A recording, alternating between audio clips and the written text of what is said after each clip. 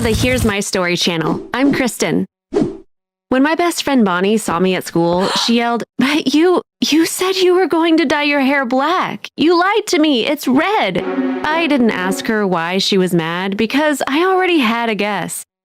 Bonnie was my best friend. The other day, I told her I was going to dye my hair black. She copied me to a T, so she went to the salon right after school and got her hair dyed black.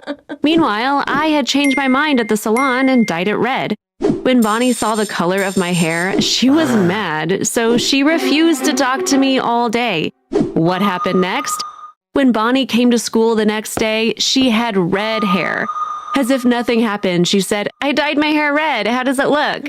She was a day late, but still managed to copy me. I was annoyed, but didn't say anything. Bonnie and I had been friends for 6 years. She wasn't like this in the beginning, but in the last couple of years, she started to copy me. I didn't say anything in order to protect our friendship, but she overdid it. She was copying pretty much everything I did.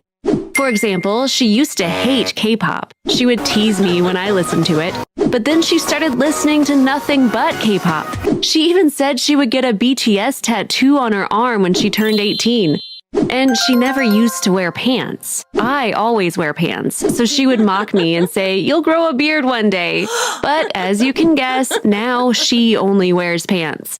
I can give you so many other examples, but I'm sure you get what I mean. I have to admit, in the beginning, I thought it was cute that she was copying me. She was my best friend after all. But with time, she started to go overboard and shamelessly copy everything about me, from my favorite foods and hobbies to how I speak and my Instagram posts. I tried to confront her several times, but she always denied it. So finally, I decided to accept her as she is. Bonnie and I spent evenings texting each other. One evening, she stopped responding to my texts. I figured she'd call me when she was available, so I didn't make much of it. Then I was scrolling Instagram while brushing my teeth before bed. I went into total shock when I saw the photo on my feed. Bonnie and my crush, Lucas, had been to the movies. They took a selfie together and Lucas wrote, "A lit movie night." I looked at the photo again. I couldn't believe it. My best friend was on a date with my crush. The weird part was that Bonnie liked someone else, but she went out with Lucas only because I liked him and because she wanted to copy me. I was so frustrated that I began crying. My grandmother lives with us and our rooms are adjacent. She came to my room when she heard me crying. She sat down with me and asked, "Is it Bonnie again?" I had told her the things that Bonnie did. I nodded, yes, and she really upset me this time. When my grandmother said, "I think it's time to teach her a lesson," I was worried. I said, "Grandma, she's my best friend. She's not a bad person. Friends can copy each other. But unfortunately, Bonnie does it a little too much. But I still don't want to punish her." She replied, "I know she's a good girl, but I also know I could teach her a small lesson without hurting her. And I'm sure you're going to get a kick out of what I'm going to do." Then she left. I wasn't too happy with Grandma getting involved, but a small lesson couldn't hurt, right? Otherwise, she would escalate this copying thing and we might have to call it quits at some point. Grandma came back holding a small bottle with clear liquid inside, something that looked like water. Giving me the bottle, she said, "Make sure Bonnie drinks half of this, then drink the rest yourself." Curious, I asked what it would do. Grandma giggled and said, "If everything goes as planned, she will never copy you again. I won't tell you what will happen when you drink this. Think of it as a surprise." I invited Bonnie over the next day. We would usually hang out at one of our houses after school, so it didn't seem out of the ordinary. We were chilling in my room as usual. At some point, I went to the kitchen saying I would get us some snacks. I made us 2 sandwiches and poured 2 half glasses of juice. My heart was racing when I filled the rest of the glasses up with Grandma's mystery liquid. I was so curious to see what was going to happen. I put it all on a tray and went back to my room. Bonnie was complaining about one of our teachers. She took a big bite out of the sandwich. Then she chugged the juice. I grabbed the other juice and drank it up too. Suddenly, there was a white flash of light inside the room. We were dazzled by the intensity of the light. When things went back to normal, I stared at Bonnie in amazement. She was also stunned. She held out her arms in front of her. Then she stood up and examined her pants. She said, "Kristen, what's going on? Why am I wearing your clothes?" Then she looked at my clothes. Her eyes widened when she realized what I was wearing. "And when did you put my clothes on? What's going on? How did we switch outfits?" I realized what Grandma had done. I reached for the mirror on the table and turned it towards Bonnie.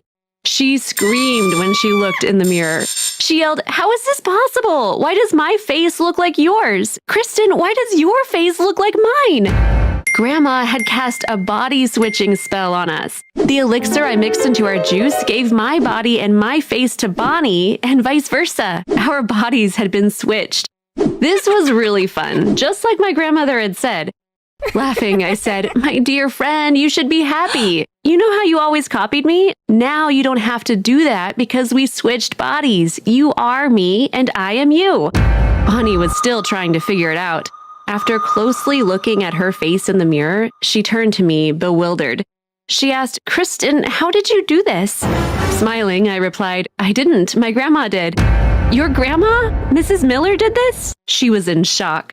I began to explain to Bonnie our family's biggest secret. My great-great-great-grandmother was a witch. As the war against witches was being waged in Europe, she found a way to escape from Spain to America. She never practiced witchcraft again, but wrote down all the spells she knew about. This handwritten manuscript was handed down from generation to generation. Right now, my grandma has it. She hates witchcraft, but sometimes she uses spells to overcome minor issues we face. That's why she cast a body-switching spell on us. You don't need to copy me anymore because this spell turned you into Kristen. Bonnie began to cry. "I'm so sorry. Yes, I was copying you, but this is too much. I don't want to be exactly like you. I want to live with my own family in my own home, in my own room. But I can't go there in this body. They wouldn't believe me even if I told them. They'd think I lost my mind. I promise I will never copy you again. I see now how silly I've been. Please help me. I want my body back." I was sad to see her so upset. I asked, "What about Lucas? Are you going to date him or anyone else I like?" She answered, "Of course not. You're right. I went out with him because I was copying you, which was so wrong. I'll never do it again." She looked in the mirror again. "From now on, I'm going to be myself. It's so pathetic to copy someone else. Please ask your grandma to reverse the spell. I want my own face back." At that moment, my grandmother appeared out of nowhere in a cloud of mist. I was used to her doing that, but Bonnie screamed. Laughing, my grandma said, "I've been here the whole time, honey. I had to come and see if the body-switching spell worked, but you two couldn't see me because I was invisible." Then she turned to Bonnie. "Bonnie, I know you're a good person, but some of the things you did upset my granddaughter. I wanted to help her out with my spells. I hope you're not too angry with me, but as far as I can tell, you figured out what you were doing wasn't quite right." Bonnie replied, "I definitely did, Mrs. Miller. Please reverse the spell. I want to go back to my own body." Grandma took another small bottle out of her pocket, opened it, and said, "Just smell this elixir to reverse the body-switching spell." The smell was lovely. Bonnie and I both took a whiff. There was another flash of light in the room. When things went back to normal, Bonnie looked at me. She screamed, "Kristen, you're you!" She grabbed the mirror and looked at her reflection, then screamed, "Yay, I'm me again!" Honestly, I was very happy to return to my own face and body, too. Bonnie and I hugged each other. Bonnie turned to Grandma and said, "Mrs. Miller, thank you for the lesson you taught me. Also, I have to say that you being a witch is so cool." Grandma smiled and said, "I'm not a witch, honey. Witchcraft is banned in our family. I just happen to have a book of spells. Years ago, our family mutually decided to take out all the pages containing black magic spells and burn them, which means we couldn't become witches even if we wanted to." Then she asked for Bonnie's hand. Bonnie held out her hand and Grandma took it. She closed her eyes and said, "Volesse release extremis. Volesse release diatremes." Then she opened her eyes and explained, "Honey, I know we can trust you, but still, this is the biggest secret of our family. That's why I cast a secret-keeping spell on you. Even if you tell anyone about this spell, that person will instantly forget what you told them. They will never be able to retain the memory of it." Bonnie squealed, "This is the coolest thing ever. I love it." We all started to laugh. If it hadn't been for my grandmother, I could have lost my best friend. Thanks to her fantastic spell, Bonnie stopped copying me.